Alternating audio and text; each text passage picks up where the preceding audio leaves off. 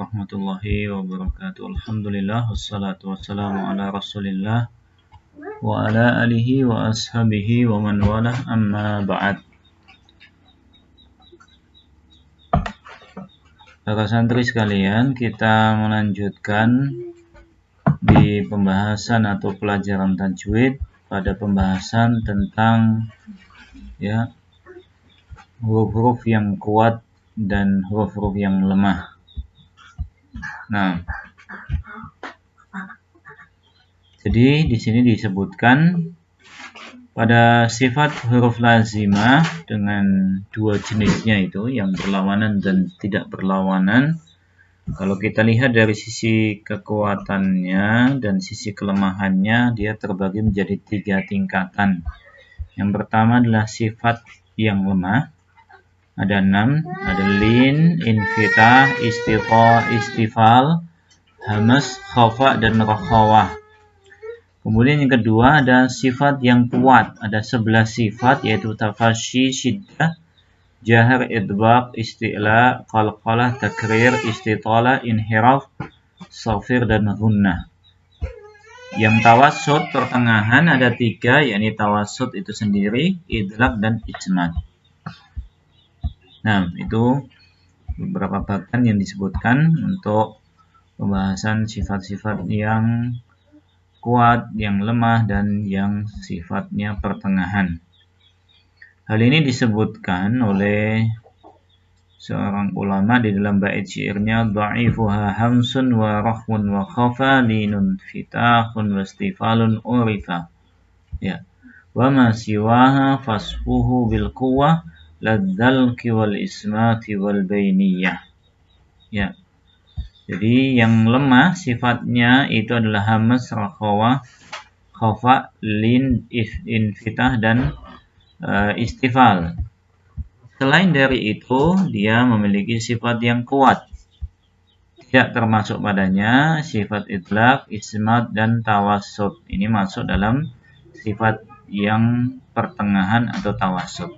Nah, ketika kita mengetahui sifat-sifat tersebut adalah sifat yang kuat, yang lemah, yang masuk dalam pertengahan, maka kita akan mengetahui sifat-sifat huruf berikut itu masuk dalam kategori yang mana. Tingkatan dari sisi lemah dan kuatnya, sifatnya apa, nanti silakan kalian sebutkan karena pembahasannya sudah lewat ya. Baik, maka dalam pengucapannya pun demikian. Ya, harus diketahui mana yang dibaca dengan kuat, mana yang sifat hurufnya lemah. Tentunya ini dilihat dari sisi prakteknya. Baik.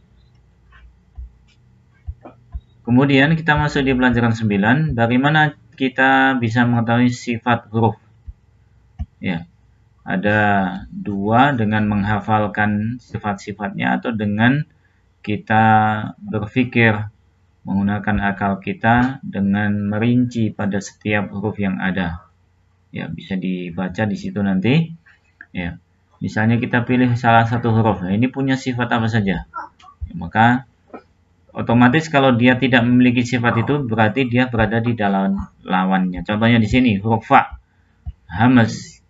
Ya, huruf hamas atau sifat hamas ada huruf fa di situ. Ya, otomatis berarti ya dia tidak masuk dalam sifat jahar. Hamas ya, tidak ada, atau setelah hamas kita lihat di syiddah. Syiddah itu hurufnya ajid, qatin, bakat. Fa-nya enggak ada.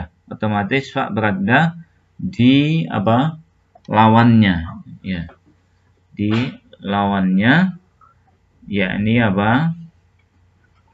dalam sifat rakhawah ya,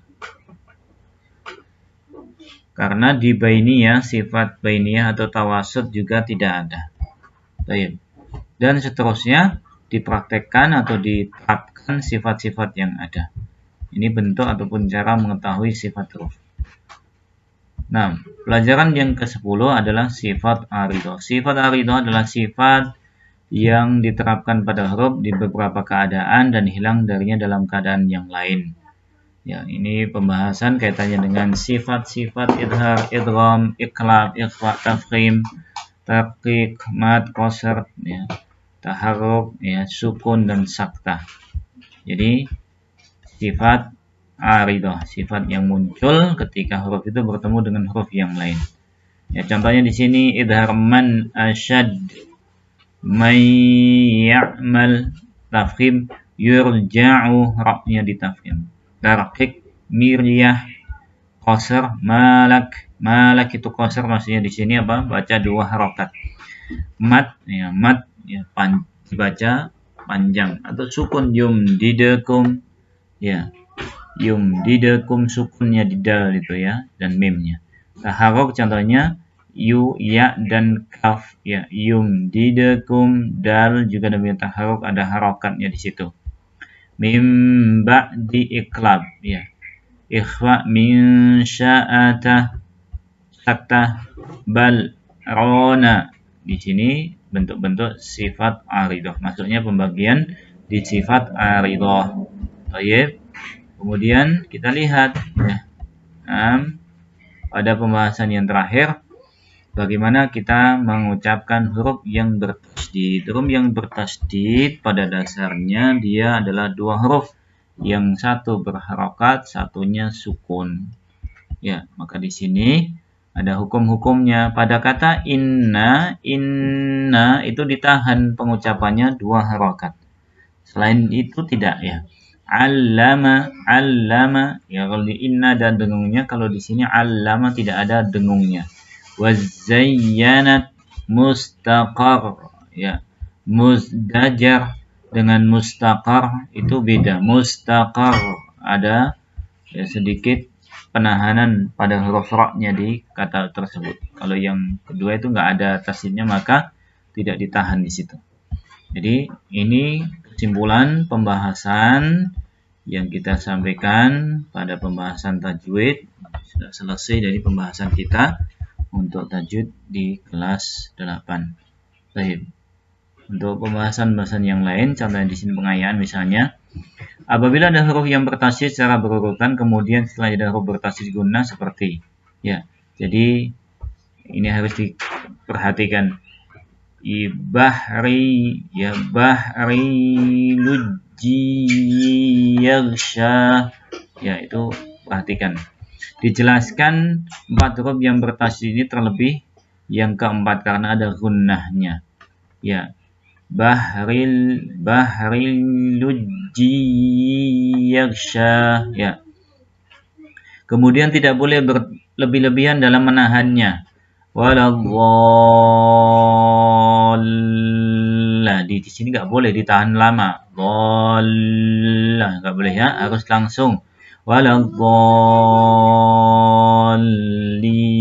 ditahan sebentar, kemudian apa? Langsung dibaca huruf setelahnya. Ya, kalau beriringan maka dijelaskan juga, tidak boleh tergesa-gesa. Ghillal lilladzina amanu, ghillal lilladzina. Jadi di situ beriringan ada 6 lam itu kalau kita baca semuanya. Baik, demikian pembahasan kita.